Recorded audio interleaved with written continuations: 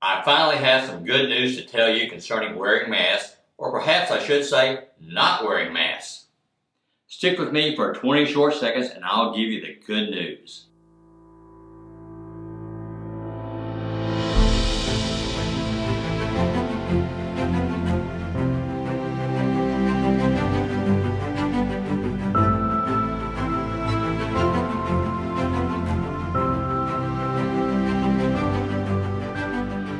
Like many people across the United States, I find myself living in a city whose mayor has become infatuated with the mandating of mask wearing. We here in Nashville have been tolerating living under the thumb of a politician who is completely enamored with making healthy people wear masks, in addition to shutting down certain businesses and enacting rules which test the bounds of absurdity. Our mayor, with his mask mandate, has pitted citizen against citizen and businesses against their very own customers. He is harassing the tourists that come to our town to spend their money and have a good time, which is even more important now because he is presiding over a city that is broke, big time broke. 34% property tax increase broke. Never before in the history of the United States have healthy people been quarantined, maybe I should say put under house arrest, and forced to wear masks. Just last week here in Nashville, a 61-year-old man was arrested and placed in jail for repeatedly violating this absurd mask law. But the good news is that our District Attorney General has gotten him released and has refused to prosecute him. We have a great District Attorney General here in Nashville whose name is Glenn Funk, who was elected in 2014 as the Chief Prosecuting Officer here in Davidson County, otherwise known as Nashville. He is doing an outstanding job and has made a courageous decision to not prosecute this gentleman, in spite of the pressures brought to bear by the politicians in charge.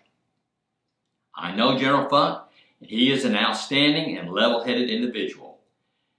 Many attorneys who become District Attorney Generals began as an assistant District Attorney right out of law school.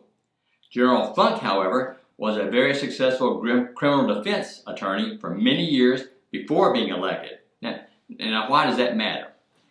It matters because he has walked on both sides of the fence. He knows the importance of liberty and freedom, and he balances that very carefully with the interest of the state to arrest, indict, and incarcerate law violators.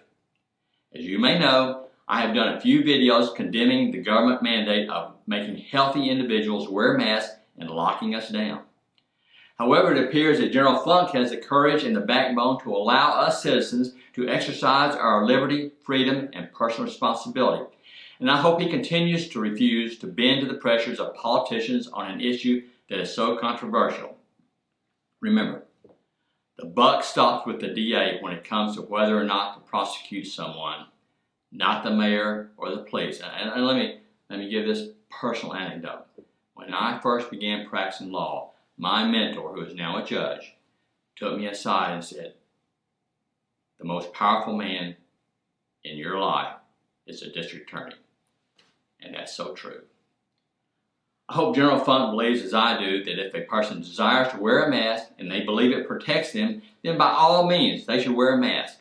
And likewise, if a person desires to exercise the freedom of not wearing a mask, then they should do so also. Keep in mind that decades ago, a law was passed here in Nashville, Davidson County, Tennessee, that wearing masks in public was illegal. I did a video on that as well. Hope you'll check it out.